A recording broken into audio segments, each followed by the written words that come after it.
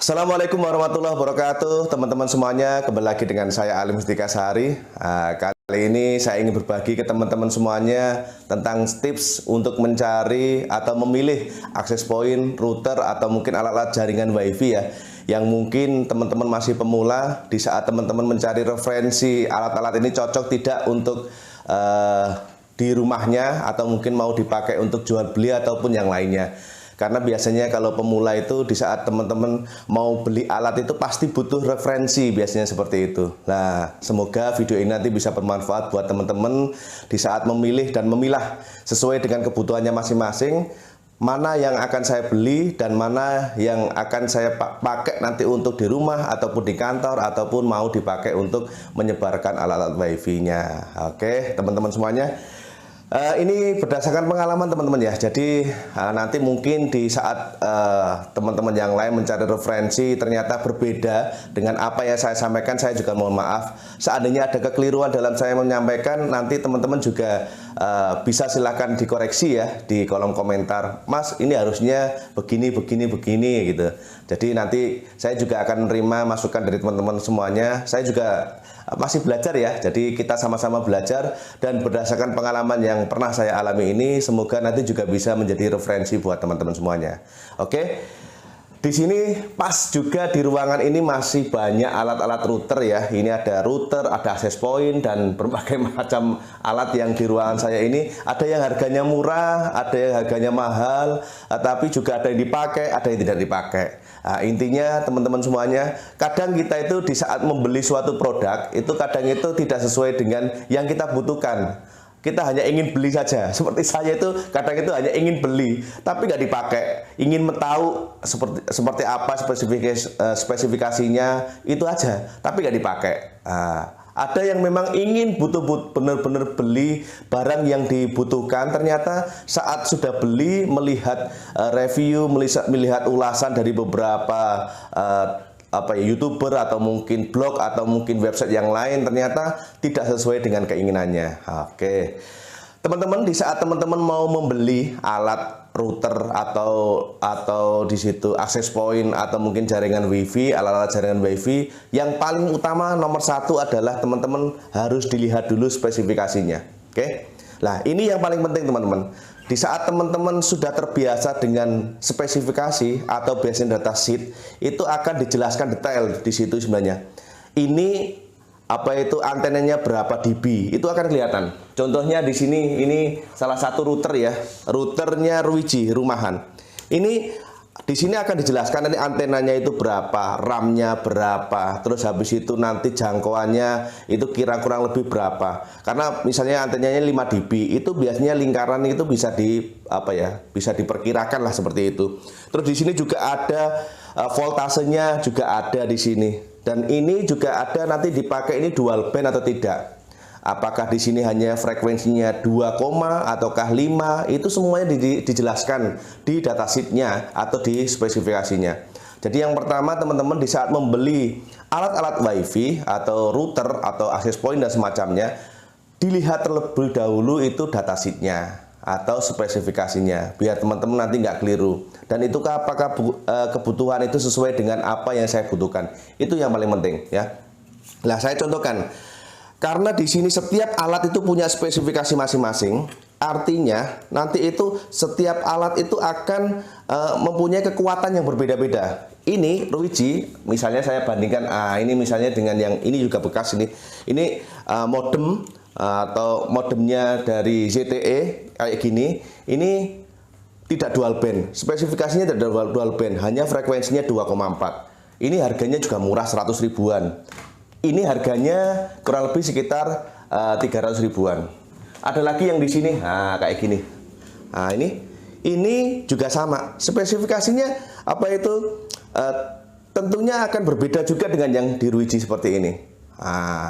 Jadi di saat teman-teman sudah tahu spesifikasinya, apakah ini cocok nanti itu dengan apa yang saya butuhkan, itu teman-teman baru yang kedua, itu masalah harga. Jadi pertama teman-teman spesifikasinya dilihat detail dulu, apakah ini cocok dengan apa yang saya butuhkan. Yang kedua adalah kita lihat harganya. Di saat spesifikasi sebuah produk itu lengkap, lengkap, itu biasanya itu harganya itu akan mengikuti. Nah, harga yang pernah saya beli itu mahal. Nah, ini yang harganya dulu komplit sama can botong ini ya. Ini frekuensi 2 sama 5, teman-teman semuanya. Nah, kayak gini kalau ini digabungkan jadi satu, ini harganya 3 juta lebih. Padahal ini kalau digunakan, ini sebenarnya fungsinya juga bisa sama dengan ini. Bisa menembak, juga bisa menyebarkan. Jadi ini sama-sama. Tapi ini harganya cuma 300 ribuan. Ini 3 jutaan. Apalagi yang ini. Apalagi yang di sini yang kayak totoling ini harganya cuma 100 ribuan. Coba alatnya sama, ini kelihatannya sama persis kelihatannya. Tetapi karena di sini juga harganya berbeda, pasti di situ ada fitur-fitur tambahan yang diselipkan oleh vendornya atau di situ pembuatnya, prinsipalnya untuk membuat produk tersebut seperti itu.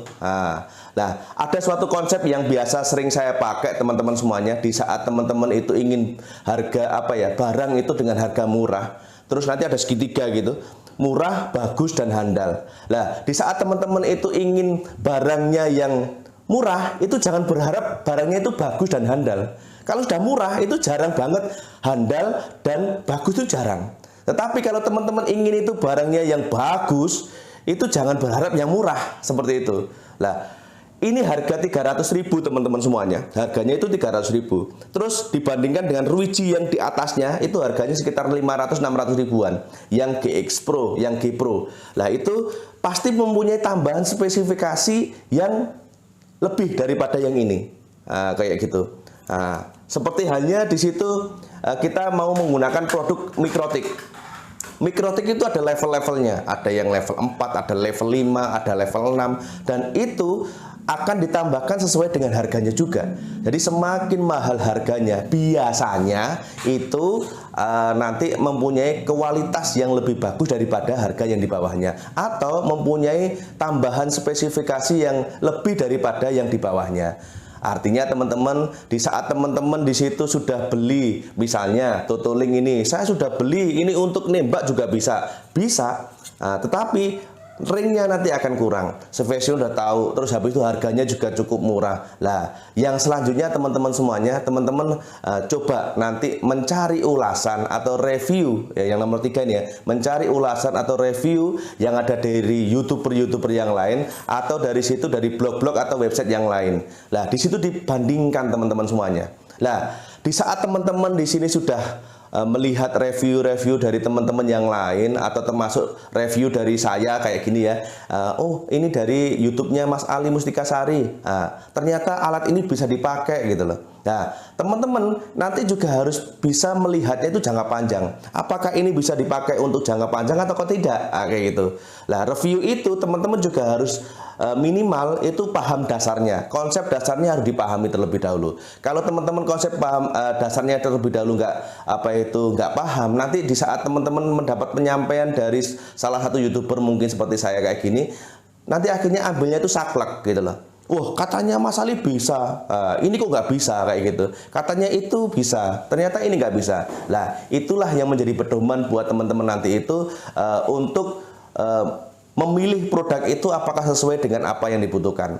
Sering yang ditanyakan ke saya biasanya untuk nembak. Nah, untuk nembak gitu loh. Jadi, Mas, apakah bisa tenda itu kan di dusbooknya ada tenda 03 bisa menembak jaraknya kurang lebih sekitar 5 km. Apakah bisa dipakai untuk PTP? Ya, itu melihat itu dari dusbooknya spesifikasinya bisa. Tapi nanti juga harus bisa dilihat dari lapangannya. Terus di situ di lapangan itu apakah nanti channelnya itu berbenturan, frekuensinya berbenturan dan semacamnya itu harus dipertimbangkan. Lah, inilah nanti salah satu tambahan di review itu bisa mendapatkan referensi buat teman-teman semuanya. Oh, ternyata itu ada faktor-faktor yang lain dari ulasan, misalnya dari Ali Mustikasari, ulasannya harus tahu channelnya berapa, frekuensinya itu berbenturan atau tidak dan semacamnya. Nah, yang terakhir teman-teman semuanya, di saat teman-teman sudah mau memutuskan untuk beli sebuah produk atau memilih router atau access point yang dipakai untuk dirinya sendiri atau mungkin nanti untuk kantornya, teman-teman harus minimal itu ada insting dasarnya atau logika sederhana gini. Logika sederhana di saat memilih produk itu. Nah, contoh, Di saat saya mau beli router, ini yang harga 100-an ada dua di sini, ada dua nih. Ini kebutuhan ini hanya untuk satu ruangan saja. Untuk ruangan ini aja ukuran 3x3. Terus saya hanya punya budget 200.000. Kalau gitu, saya harus beli harga yang di bawah 200.000. Terus bisa dipakai di ruangan 3x3 dan bisa menjangkau untuk HP-nya berapa. Nah, setelah melihat spesifikasinya, oh ini bisa, contoh N200R ini bisa spesifikasinya bisa. Antenanya 3 dB misalnya seperti itu. 3 dB itu untuk ukuran 3x3 bisa. Oh, bisa. Harganya juga cukup murah. Yang selanjutnya di sini apa itu review dari teman-teman dari blog ataupun YouTube itu ternyata bagus semuanya. Lah, setelah melihat itu semuanya kita insting, oh bisa ini insya Allah, gitu. Lah itu baru dibeli teman-teman semuanya. Khawatirnya teman-teman nanti hanya kebutuhannya hanya satu ruangan ini 3x3. Ternyata belinya itu spesifikasinya terlalu tinggi, kayak gini, kayak gini. Ini harganya 3 juta, kayak itu, 3 jutaan dulu saat itu ya, sama Ken Botong ini. Ini bisa untuk menjangkau bahkan mungkin satu kampung gitu loh, satu kampung untuk ditembak alat dengan alat itu satu kampung lebih bisa nih, kayak gitu. Lah itu kan kelebihan, jadi kelebihan kayak gitu itu nggak cocok lah buat teman-teman semuanya. Uangnya berlebih, terus nanti itu juga fungsinya juga buat apa terlalu banyak apa itu jangkauannya kayak gitu, terlalu jauh jangkauannya itu kan kurang bagus. Jadi intinya teman-teman semuanya, di saat teman-teman mau memilih atau sebuah produk, terutama di access point atau router, teman-teman biasakan terlebih dahulu. Satu, lihat spesifikasinya. Yang kedua, lihat harganya. Tiga, cari referensi dari blog ataupun YouTube untuk mereview sebuah produk tersebut. Yang keempat adalah melihat di situ insting pribadinya, apakah ini cocok untuk saya, ataukah uang ini budgetnya sesuai atau tidak. Nah, itu sebagai pertimbangan.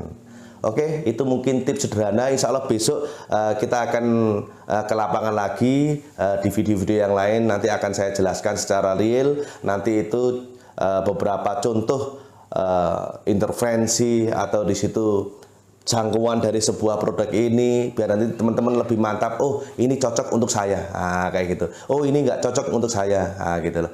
Dan misalnya dari ulasan saya ini ada kekurangan, silahkan dikomentari dan dibenarkan agar kita sama-sama belajar untuk masa depan yang lebih baik. Dari saya sekian dan wassalamualaikum warahmatullahi wabarakatuh.